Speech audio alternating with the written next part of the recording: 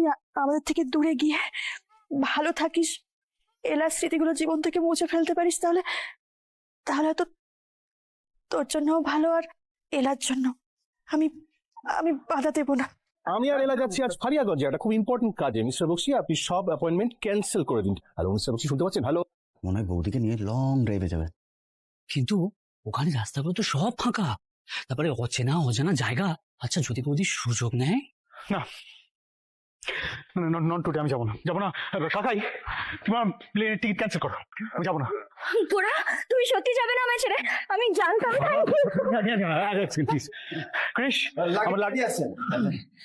হ্যাঁ, চমৎকার ঘটালে রাধা মাধব, চমৎকার।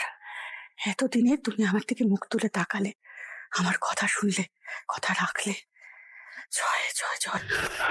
রেমো, গাড়ি বের করতে বলবো তো? এক্ষুনি যাচ্ছি।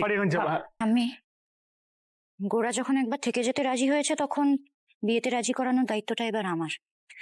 রাজি হয়ে যাবে, তুমি শুধু বিয়ের অ্যারেঞ্জমেন্টস করো। বেশ, আমি তাই করছি। তুমি শুধু আমার দাদু ভাইকে একটু সামলে রেখো। সবাই আগে থেকে। এক মিনিট, তুই হঠাৎ করে ফারিয়াগঞ্জ কেন যাবি? ও, আজ ইলার বিক্রম ওখানে যাচ্ছে, তাই না? হ্যাঁ, এক্স্যাক্টলি সেই কারণেই।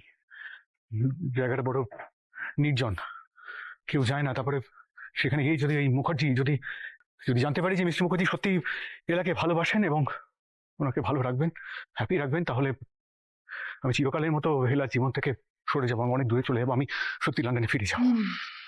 কিন্তু যদি জানতে পারি মিস্টার মুখার্জি এলার সুযোগ নেওয়ার চেষ্টা করছেন, ওনাকে ভালোবাসেন না, তাহলে অ্যাডভোকেট ওই কালো কোট ওনার গলায় পেঁচিয়ে টানতে টানতে করে লকআপে নিয়ে যাবো। জয় রাধা মাধব। নেহা, দাদাভাই কিন্তু তোমাকে বিয়ে করার জন্য বিদেশ যাওয়াটা ক্যান্সেল করলো না, ওই এলার জন্য করলো।